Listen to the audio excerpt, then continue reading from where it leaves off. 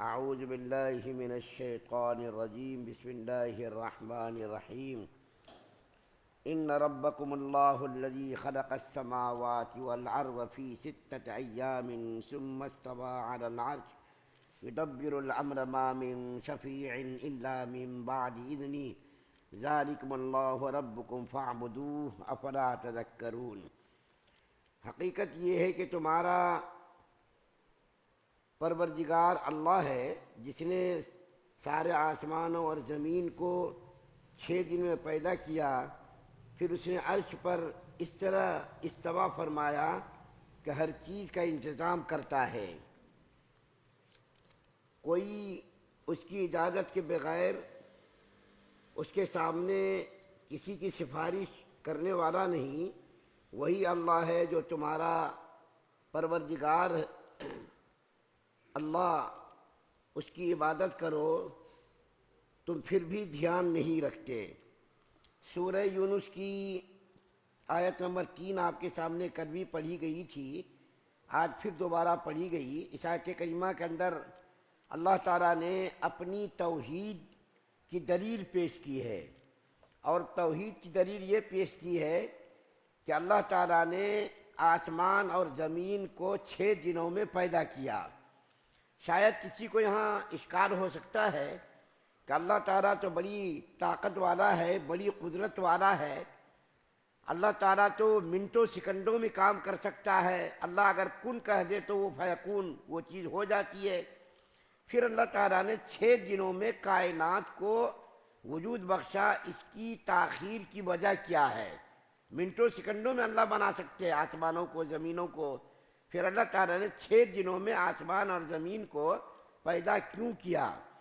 تو اس کا جواب مفسرین نے یہ دیا ہے کہ کاموں کے اندر آہستگی کی اس کے اندر تلقین کی گئی ہے، مخلوق کو کاموں کے اندر آہستگی کی تلقین کی گئی ہے۔ کوئی کام جلد بازی میں مت کرو، بلکہ سوچ کر سمجھ کر آہستگی کے ساتھ کام کرنا چاہیے۔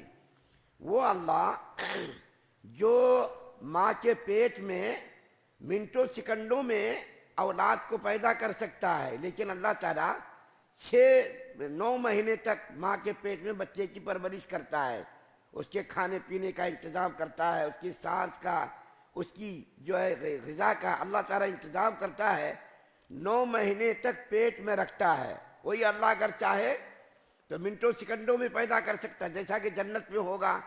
جنت میں اگر کوئی آدمی اولاد کی خواہش کرے گا تو اولاد منٹوں سیکنڈوں میں پیدا ہو جائے گی، فوراً جوان ہو جائے گی۔ اور اگر کوئی کھیتی کرنا چاہے گا تو منٹوں سیکنڈوں میں آدمی غلہ ڈالے گا، منٹوں سیکنڈوں میں فصل تیار ہو جائے گی، اس کے اندر کوئی تاخیر نہیں ہوگی، اس کو انتظار کرنا نہیں پڑے گا کہ ہل چلاؤ، زمین کو برابر کرو، پھر اس کے اندر بیج ڈالو، پھر جو ہے کوپر نکلے گی، پھر اس درخت بڑھے گا، پھر اس کے اندر پھول آئیں گے، پھر پھل آئے گا۔ ایسا نہیں ہوگا، بلکہ فوراً تیار ہو جائے گی فصل، اور اولاد کی اگر خواہش ہوگی فوراً اولاد ہو جائے گی، جوان اولاد ہو جائے گی۔ لیکن دنیا کا نظام ایسا اللہ نہیں چلا رہے، بلکہ دنیا کا نظام بالکل آہستگی کے ساتھ، نظام تدریجاً آہستہ آہستہ اللہ تعالیٰ کاموں کو چلا رہے ہیں۔ ماں کے پیٹ کے اندر 9 مہینے تک بچوں کو رکھتا ہے، اس کے بعد پھر پیدا ہوتا ہے، تو کئی مہینوں کے بعد اس کے دانت نکلتے ہیں۔ اللہ اگر چاہے تو دانت کے ساتھ بھی پیدا کر سکتا ہے، اور اب بچہ جو ہے فوراً کھانا شروع کر سکتا ہے، لیکن اللہ تعالیٰ نے ایسا نظام نہیں بنایا۔ بچہ پیدا ہوتا ہے، ماں کے سینے سے دودھ پیتا ہے، کئی مہینوں تک دودھ پیتا ہے، پھر جو اس کے دانت نکلتے ہیں، پھر ہلکی پھلکی غذا استعمال کرتا ہے، پھر اس کے بعد دانت نکلنے کے بعد سخت غذا استعمال کرتا ہے۔ تو اللہ تعالیٰ کا نظام ہر چیز کے اندر تدریجاً یعنی آہستگی کے ساتھ کرنے کا ہے۔ اللہ اگر چاہتے تو کن کہتے کائنات بن جاتی، لیکن 6 دنوں کے اندر اللہ تعالیٰ نے کائنات کو بنایا۔ دوسرا جواب مفسرین نے یہ دیا ہے کہ یہ دنیا کے اندر جو 6 دن ہے، آخرت کے اعتبار سے یہ 3 لاکھ کے برابر ہے۔ دنیا کے اندر تو 6 دن جائے، یہ ہمارے بولنے کے لیے، سمجھانے کے لیے 6 دن کہا گیا، لیکن قیامت کا دن جو آئے گا، جس کے بارے میں قرآن کے اندر کہا ہے 50,000 سنہ، کہ دنیا کا 50,000 آخرت کا ایک دن، یہ دونوں برابر ہوں گے، یعنی دنیا کے 50,000 اور آخرت کا ایک دن یہ برابر ہوگا۔ تو اس اعتبار سے 6 دن کا مطلب یہ ہوا کہ 3 لاکھ سالوں میں کائنات کو اللہ تعالیٰ نے وجود بخشا ہے۔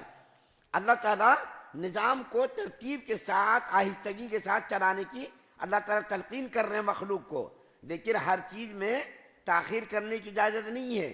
جیسا کہ حضرت علی رضی اللہ تعالیٰ عنہ فرماتے ہیں کہ نبی کریم صلی اللہ علیہ وسلم نے ارشاد فرمایا کچھ چیزوں میں جلدی کرنا بھی ضروری ہے۔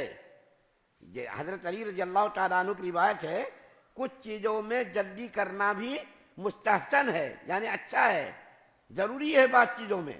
جیسا کہ نماز کا وقت ہو گیا، بغیر وجہ کہ اس کو ٹالنا، تاخیر کرنا یہ جائز نہیں۔ اسی طریقے سے اگر لڑکی کا رشتہ کوئی مل گیا مناسب، تو اس رشتے میں شادی کرنے میں تاخیر بھی نہیں کرنی چاہیے، رشتہ مل گیا اس کی شادی کر دینا چاہیے۔ اسی طریقے سے جنازہ تیار ہو گیا تو اس کو جلد سے جلد دفنا دینا چاہیے۔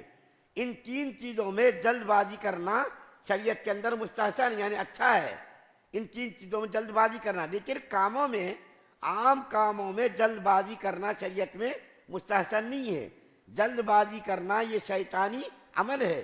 کسی دنیا کے کاموں میں جلد بازی کرنے سے آدمی کو بعض موقعوں پر پشیمانی ہوتی ہے، شرمندگی ہوتی ہے۔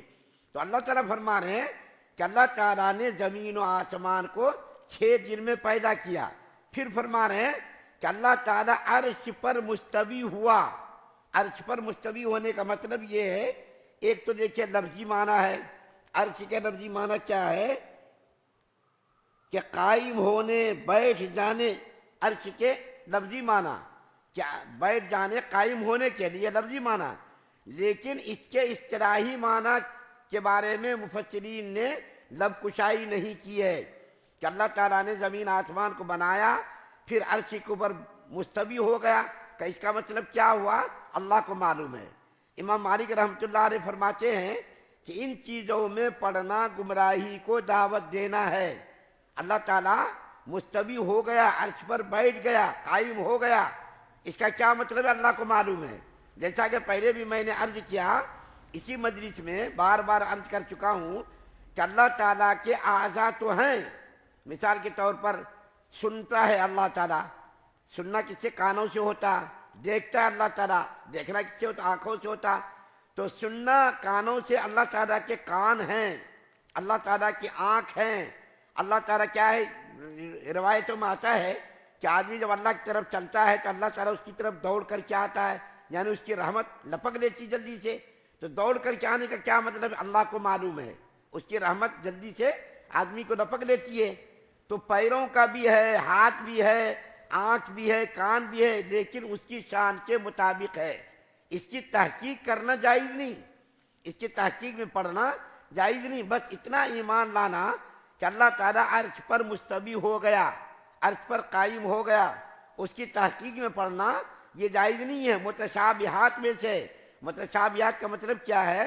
اس کے معنی کو اللہ جانتے ہیں، کس شان سے اللہ عرش پر مستوی ہوا اللہ کو معلوم ہے، اس کی صفات ہمیں معلوم نہیں کہ اللہ تعالیٰ کس طریقے سے مستوی ہوا۔ اللہ سنتا ہے، کس طرح سنتا ہے، اس کے کان کیسے اللہ کو معلوم، آنکھیں اس کی ہیں لیکن کیسی آنکھیں اللہ کو معلوم، ہاتھ ہے لیکن اس کے ہاتھ کیسے اللہ کو معلوم، پیر ہے لیکن کیسے پیر ہیں اللہ کو معلوم۔